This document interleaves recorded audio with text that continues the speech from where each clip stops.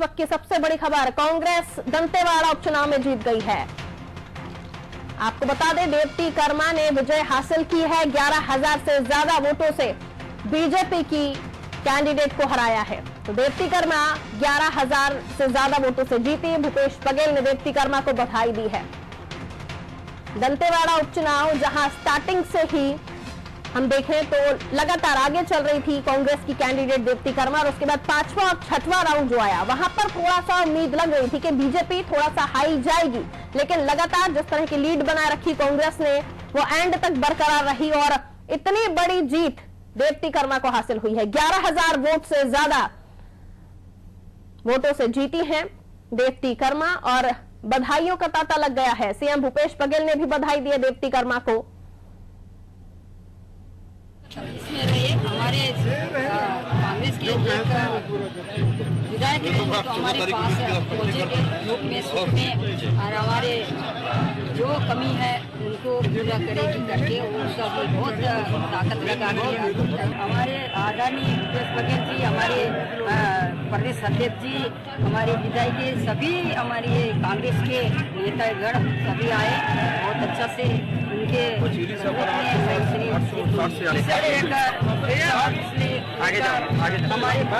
आगे जाओ आंगनबाड़ी के लेकर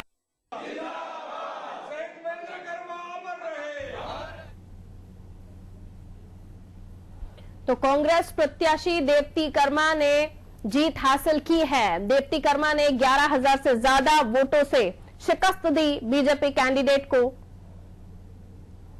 आपको बता दें, यहां भीमा मंडावी की मौत के बाद ये सीट खाली हो गई थी, जिसके बाद अब उपचुनाव हुआ है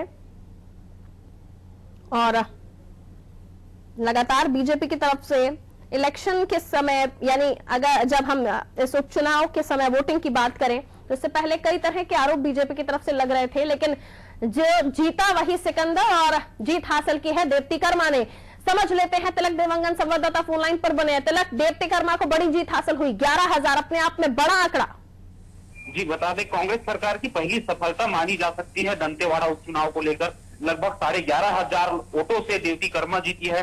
वही बीजेपी को करारी शिकस्त मिली है दंतेवाड़ा उपचुनाव को लेकर और इसमें गहमागहमी की राजनीति भी होती है। इसका असर सीधा चित्रकूट जो उपचुनाव है उस पर असर पड़ेगा, जिसमें बीजेपी को भी भारी मशक्कत करनी पड़ेगी आगे आने के लिए। साथ ही साथ इस खुशी को लेकर रायपुर से लेकर दंतेवाड़ा तक कांग्रेसियों में उत्साह है। जगह जगह पटाखा फोड़े जा रहे हैं, मिठाई भी बांटी जा रही है। कार्यकर्ता बड़े उत्साह में राजीव भवन में इकट्ठा हुए हैं, सैकड़ों की मात्रा पर यहाँ पर इकट्ठा हुए हैं और नारे गाजे बाजे के साथ अपना जीत की खुशी का इजहार कर रहे हैं। बिल्कुल तिलक, ये एक लिटमस टेस्ट था कांग्रेस सरकार का, जिसमें जीत हासिल की है कि अब तक के कामों को लेकर जनता ने कांग्रेस को चुना है। आने वाले चुनाव में भी देखना लाजमी होगा कि वाकई एक बार फिर कांग्रेस की जीत होती है, क्योंकि जब सरकार होती है पार्टी की तो काफी ज्यादा फर्क पड़ जाता है। लेकिन इस बीच बीजेपी ने भी कई आरोप लगाए थे, उन सभी आरोपों को नकारते हुए देवती कर्मा ने जीत हासिल की है। क्या कुछ देवती कर्मा ने कहा, ये भी हमने सुना। वहां जो उनके चाहने वाले हैं, जो समर्थक हैं, उनसे कोई बातचीत हो पाई? भूपेश बघेल साहब ने तो बधाई दे ही दी है।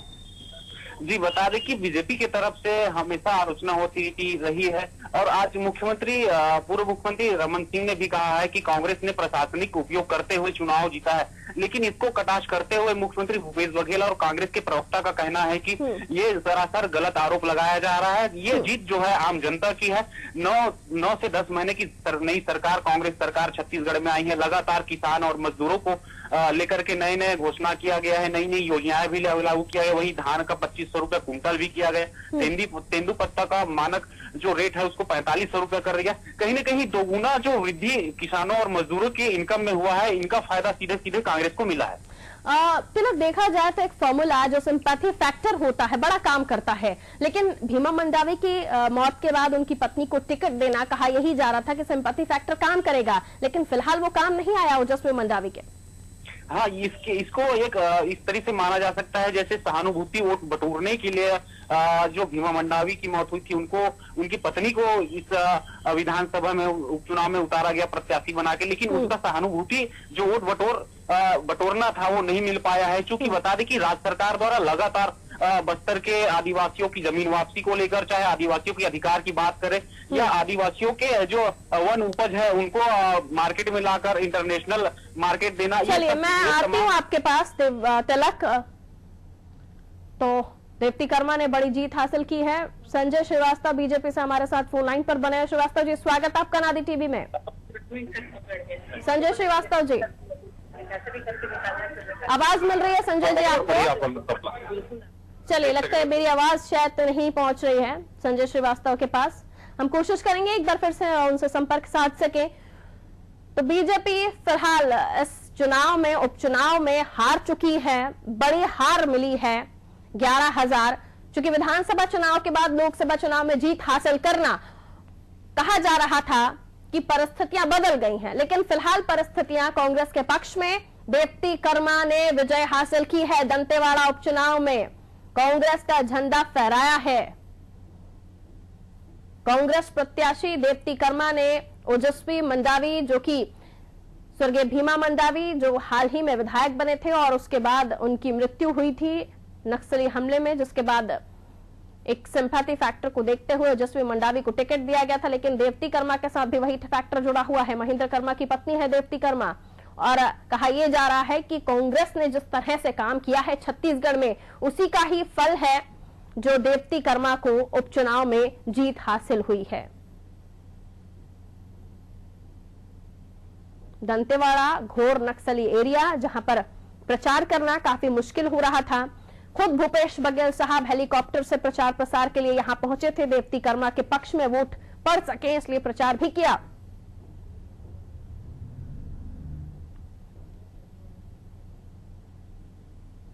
अब देखिए, दीप्ति कर्मा ने जीत तो हासिल की है। अब गाहे बगाहे जो भी बात कही जाए, उन सब बातों को विराम देते हुए दीप्ति कर्मा ने विजय पताका फहराया है।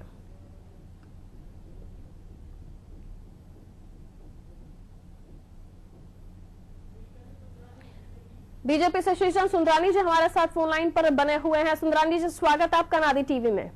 जी नमस्ते। सुंदरानी जी, कहा तो खूब गया था बीजेपी की तरफ से कि हम पर्याप्त कोशिश कर रहे हैं, लेकिन शायद कम हुआ। दीप्ति कर्मा ने जीत हासिल की, क्या कहिएगा? देखिए, जनमानस हमारे पक्ष में था, लेकिन कहीं न कहीं सत्ता का बल, कहीं न कहीं अफसरशाही का सपोर्ट सरकार को, और वो हार में बदला है। जनमानस हमारे पक्ष में था, विजय हमारी होनी थी, लेकिन सरकार का होना कांग्रेस के लिए फायदे में गया।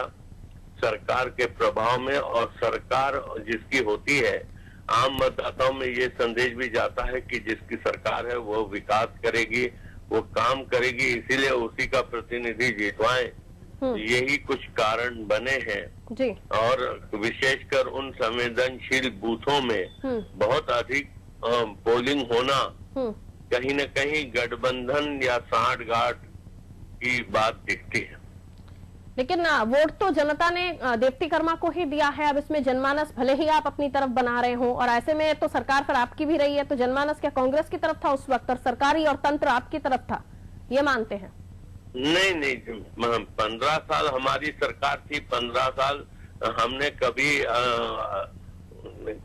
इस प्रकार से, हम तो कार्यकर्ताओं के दम पे चुनाव लड़ते रहे, और जहां तक कांग्रेस पार्टी सत्ता का दुरुपयोग कैसे किया जाए वो जानती है, और हम लोग सत्ता के दुरुपयोग से दूर रहे। कांग्रेस पार्टी भी हम पे आरोप लगाते रही कि अफसरशाही पे कमांड नहीं रही है कभी भी बीजेपी की, तो इनकी कमांड रहती है, और ये निश्चित रूप से सत्ता का उपयोग कैसे किया जाए, दुरुपयोग कैसे किया जाए, बहुत अच्छे से जानते हैं लोग। नहीं तो, लेकिन जिस तरह से आप कह रहे हैं कि कार्यकर्ताओं की पार्टी है, कार्यकर्ताओं के दम पर चुनाव लड़ा, जीता, इस बार बूथ मैनेजमेंट बहुत ज्यादा अच्छा बीजेपी का दिखाई नहीं दिया। शायद कार्यकर्ता ढंग से काम नहीं कर पाए, या फिर उतना जोश नहीं रहा। देखिए, नक्सल इलाका है और हमारे कार्यकर्ता दोनों के लिए है ना सर, नक्सल इलाका तो दोनों के लिए, आपके लिए भी है, दोनों के लिए। मैंने कहा ना, सरकारी तंत्र से नहीं लड़ पाए हम लोग। तो तंत्र ने कहा आपको मात दे दी?